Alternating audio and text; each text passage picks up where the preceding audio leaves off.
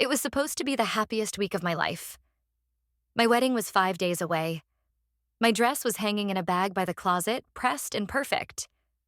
My mom was in town helping with flowers. My best friend flew in from London. Everything was ready. But then he found the message. Not even a recent one. A years-old message buried in my archived inbox. And just like that, the future we built crumbled like a paper house in a storm. He didn't scream. He didn't throw things. He looked at me with an expression so calm it terrified me. And then he said the words I'll never forget. "I can't marry someone who betrayed me and never told me." And he walked out. My name is Melissa. I'm 33 now. It's been 9 months since that day, and I'm still not over it. Still reliving the moment. Still trying to piece together how I let something from the past steal the life I wanted most. And the worst part? He's already moved on. Meanwhile, I'm stuck, in shame, in regret, in silence. We were together for almost 6 years. His name is Evan. We met through friends when I was 27 and he was 30. From the start, he was solid, kind. The kind of man who remembers your coffee order and notices when you've had a hard day without you saying a word. He had a quiet confidence, a way of making you feel like everything was going to be okay just by being in the room. He wasn't flashy. He wasn't dramatic. He was safe, in the best way. But when we started dating, I wasn't in the best place. I had just come out of a toxic relationship with a man who gaslit me, lied constantly, and made me question my worth. I was still healing, still unsure of what love was supposed to feel like. And in the beginning, I made mistakes. One of them, the biggest one, was sleeping with someone else. It wasn't ongoing. It wasn't emotional. It happened one night, 2 months after we became exclusive. A mistake. I was out with coworkers, drinking too much, still unsure about Evan, still thinking maybe I wasn't ready. And then I slept with someone, a stranger, meaningless, regrettable. And I told myself it didn't count, that it was early enough not to matter, that I didn't owe Evan the truth because I'd already decided he was the one I wanted. I buried it, deep, told myself it was over, that I was different now, that we were stronger than a stupid mistake. And for years it worked. Evan and I built a life.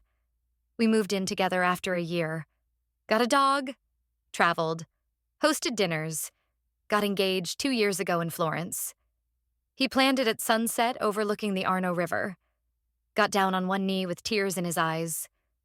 I said yes through sobs, overwhelmed with love and guilt.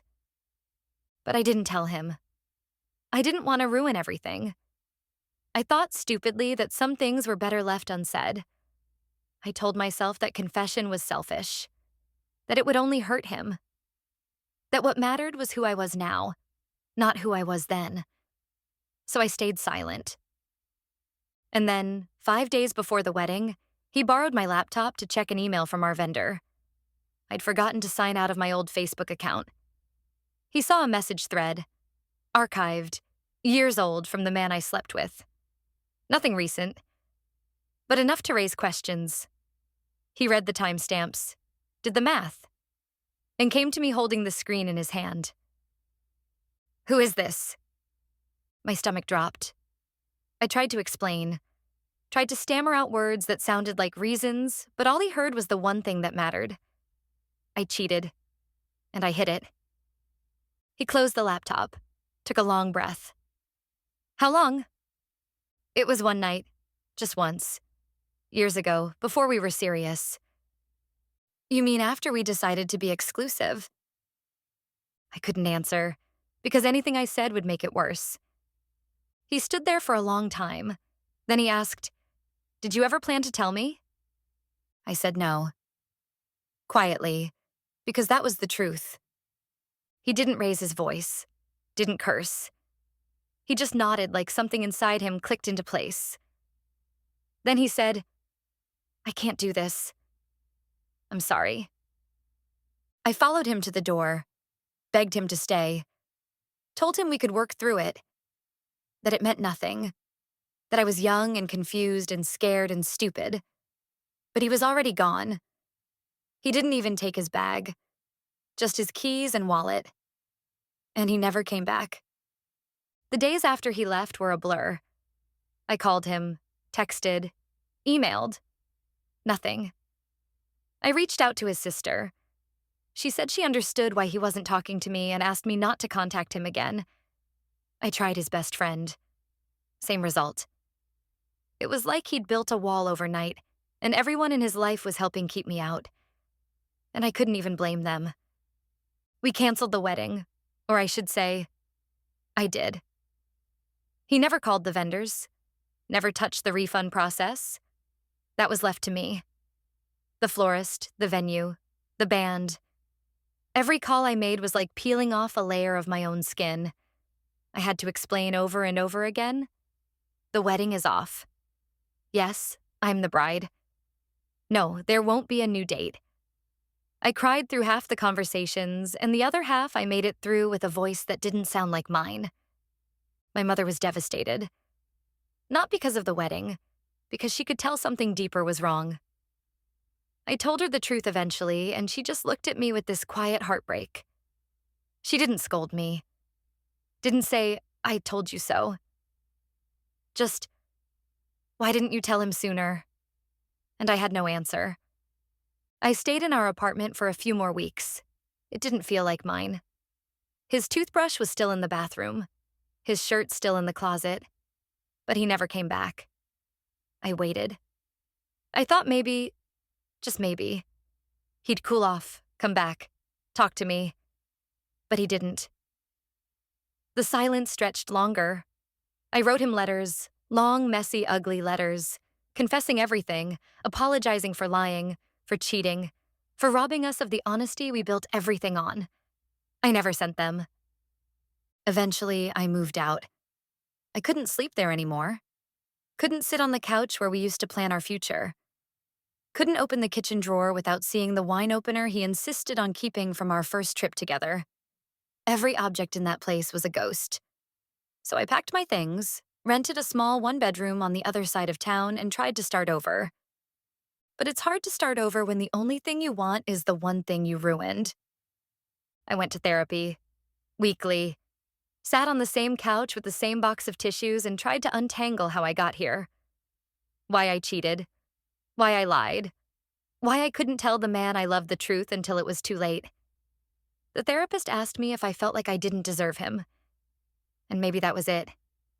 Maybe some part of me thought it was only a matter of time before I lost him. So I sabotaged it before he could leave.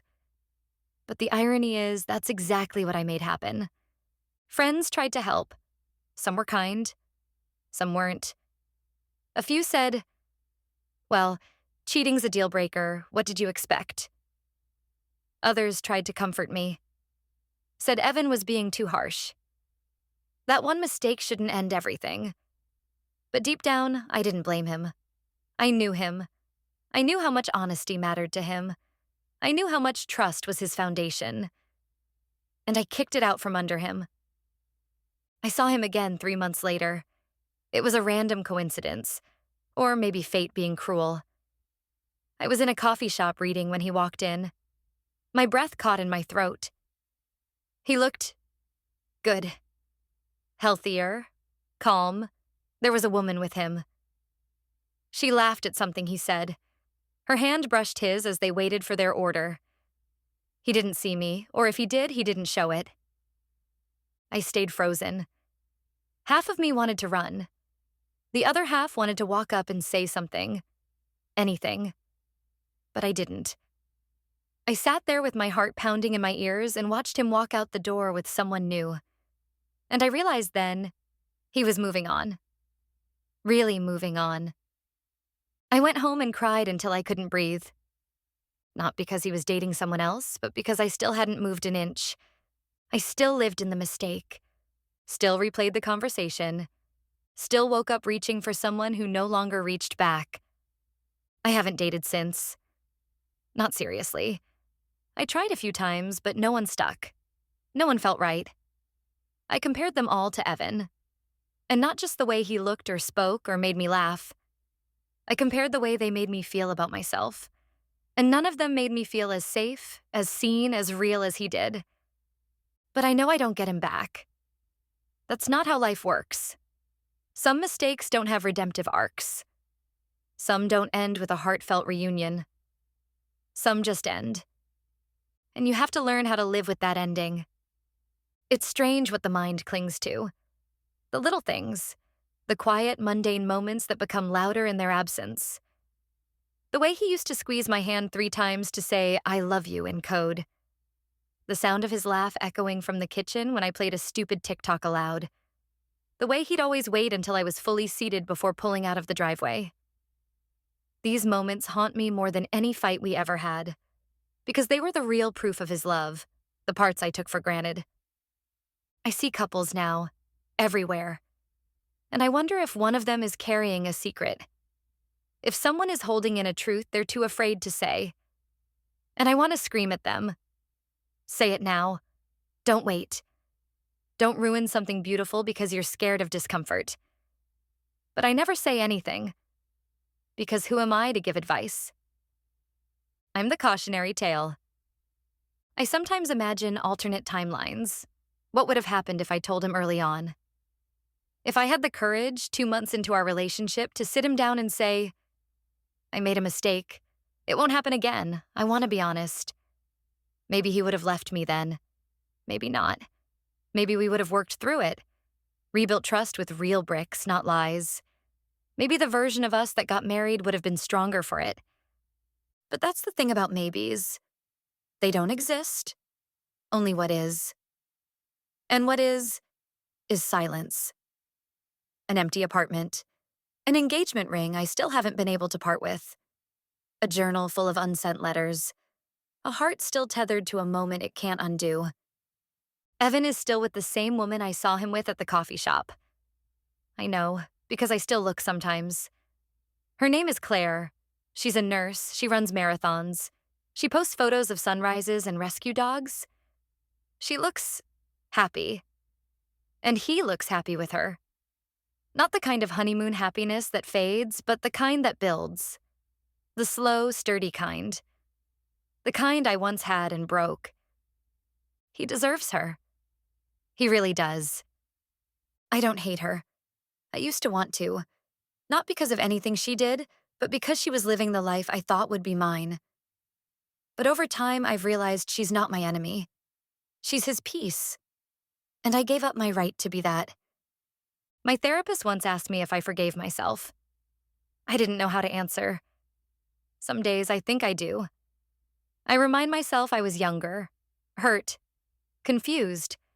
I remind myself that people make mistakes, that I've grown since then. But then I think about Evan, about the look on his face when he realized I wasn't who he thought I was. And forgiveness feels impossible.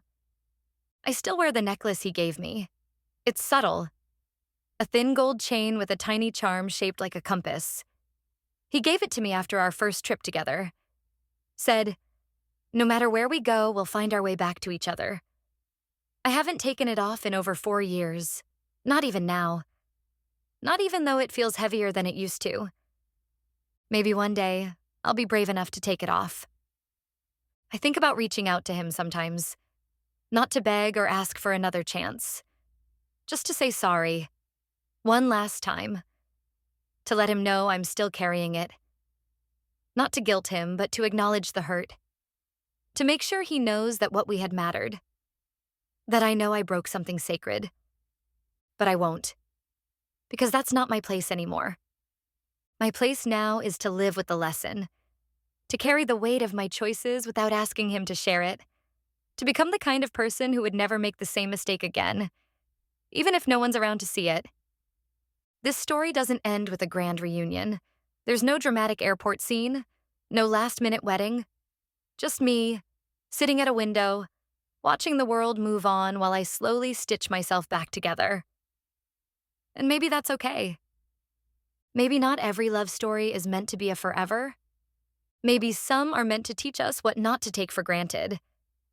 And maybe, just maybe, the greatest act of love isn't fighting for what you lost. It's learning how to be better for the next time, even if there is no next time.